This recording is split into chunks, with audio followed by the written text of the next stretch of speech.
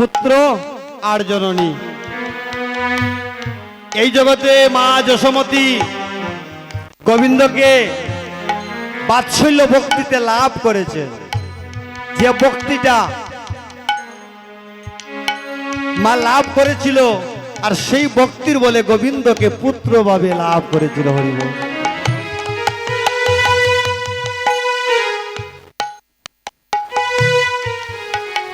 তাই বলছে মহাজন,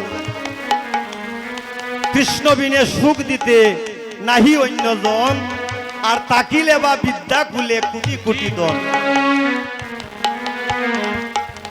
কেউ যদি মনে করে আমি পণ্ডিত, আমি শাস্ত্র গ্রন্থ অধ্যয়ন করিয়া আমি ভগবানরে আমার হইরা নিমু, হরিবল, সম্ভব নাই। কেউ যদি মনে করে আমি কোটি কোটি টাকার বিনিময় ভগবানকে আমি কিনে নেব, হরিবল, টাকার বিনিময়ে ভগবানকে আমার করে নিব, তার কোটি জন্মেও সম্ভব নয়। একমাত্র ভক্তের ভক্তিতে ভগবান জনমে জনমে বাধা পড়ে গিয়েছে মা যশোমতীর বাৎসল্য ভক্তিতে। হরিবল।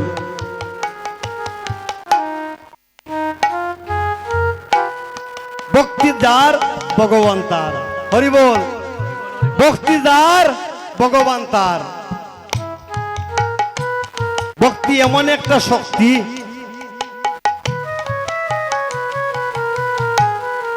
ও মা,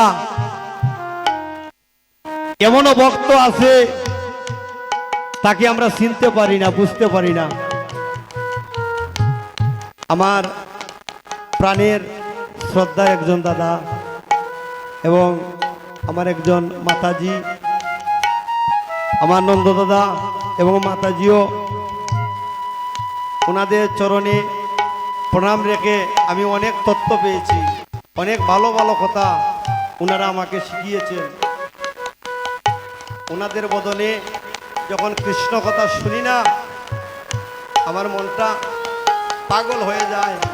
মনে হয় চরণে পড়িয়া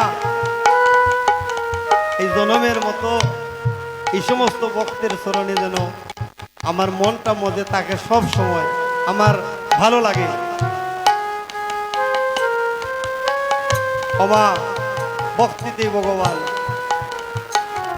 তাই গোবিন্দ শ্রীদামকে বলছে, শ্রীদাম রে, আমার খেলারও সে আর মন বসছে না। আজ আমার মায়ের কথা মনে পড়ে গিয়েছে, তাই বৈষ্ণব পদকর্তা ভাব দিয়ে প্রকাশ করলেন।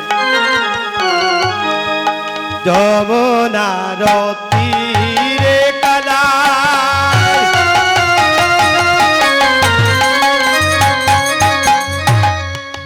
শ্রীদামরে লইয়া, যমুনার তীরে যাইয়া,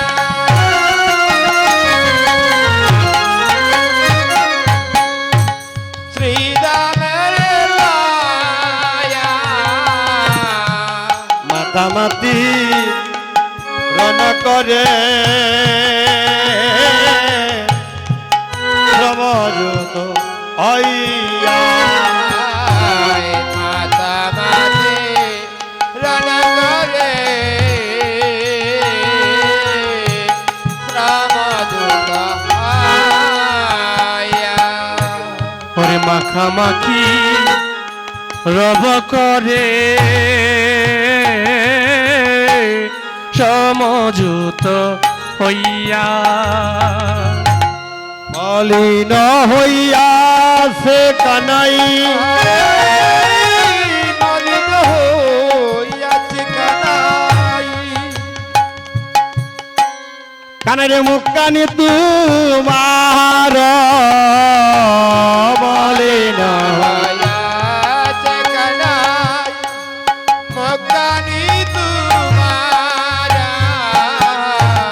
আরে দেখি আমি দূরে হিয়া